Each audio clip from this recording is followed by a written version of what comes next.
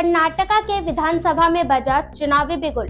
नमस्कार, मैं अर्चना मेहता, आप देख रहे हैं एमजी मीडिया न्यूज। चुनाव आयोग ने कर्नाटका विधानसभा चुनाव की तारीखों का ऐलान कर दिया है। राज्य की सभी 224 विधानसभा सीट पर 10 मई को मतदान होगा, जबकि 13 मई को नतीजे आएंगे। ऐसे में सभी की निगाहें इस बात पर टिकी है कि कर्नाटका में करीब 4 दशक से चले आ रहे सत्ता परिवर्तन का रिवाज कायम रहेगा या फिर इस बार चुनाव में सारे समीकरण बदल जाएंगे। कर्नाटका विधानसभा चुनाव को 2024 लोकसभा चुनाव का सेमीफाइनल माना जा रहा है। दक्षिण भारत में बीजेपी के सामने अपने इकलौते दुर्ग कर्नाटका की सत्ता को बचाए रखने के लिए चुनौती है, तो कांग्रेस के लिए वापसी का चैलेंज।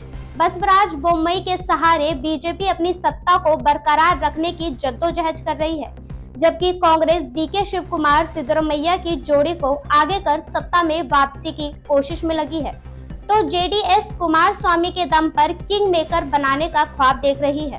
कर्नाटका के सियासत के संयोग कुछ और कहानी बयां कर रही है। राज्य में पिछले 38 सालों के चुनावी इतिहास को देखें तो सत्ताधारी पार्टी लगातार दोबारा सत्ता में वापसी नहीं कर सकी है। इतना ही नहीं, 2013 को छोड़कर केंद्र में रहने वाली सत्तारूढ़ दल कभी भी राज्य में बहुमत का आंकड़ा भी हासिल नहीं कर सकी है। कर्नाटका उन राज्यों में शुमार है जहां पर हर 5 साल पर सरकारें बदल जाती है। कर्नाटका में ये सिलसिला 1985 से चला आ रहा है। यहाँ तक कि जनता 5 साल एक पार्टी को तो 5 साल दूसरी पार्टी को मौका देती है। बता दें कि साल 1972 में पहले कर्नाटका को मैसूर राज्य के नाम से जाना जाता था, लेकिन बाद में इसका नाम कर्नाटका कर दिया गया। कर्नाटका के 4 दशक के सियासी इतिहास पर नजर डाली जाए तो 1983 और 1985 में ही लगातार 2 बार जनता पार्टी की सरकार बनी थी।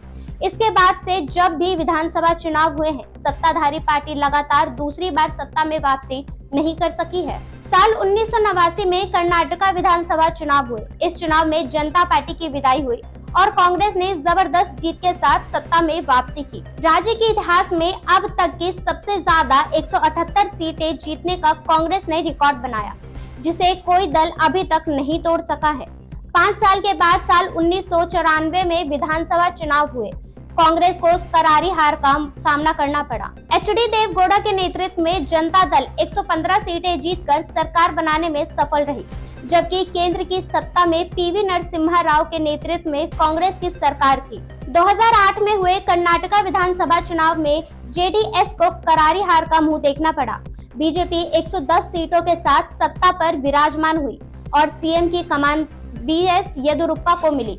दक्षिण भारत में पहली बार बीजेपी की सरकार बनी थी।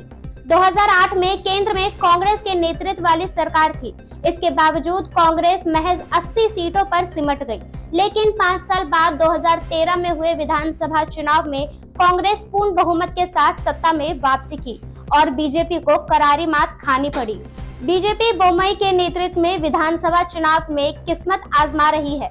ऐसे में इस बार सवाल यही है कि बोम्मई क्या सत्ता परिवर्तन का रिवाज बदल पाएगी या फिर उन्हें अपनी सत्ता गंवानी पड़ेगी। बीजेपी के लिए एक तरफा सत्ता परिवर्तन की चुनौती है, तो दूसरी तरफ केंद्र में बीजेपी की सरकार है। ऐसे में बहुमत का आंकड़ा जुटाना भी बीजेपी के लिए बड़ा चैलेंज होगा। इधर 4 दशक के सियासी इतिहास को देखते हुए कांग्रेस के हौसले भी बुलंद है और उसे अपनी वापसी की उम्मीद नजर आ रही है। ऐसे में देखना है कि इस बार सत्ता परिवर्तन का इतिहास दोहराएगा या फिर नए समीकरण बनेंगे। फिलहाल के लिए बस इतना ही। देश और दुनिया की तमाम खबरों के लिए देखते रहिए एमजी मीडिया।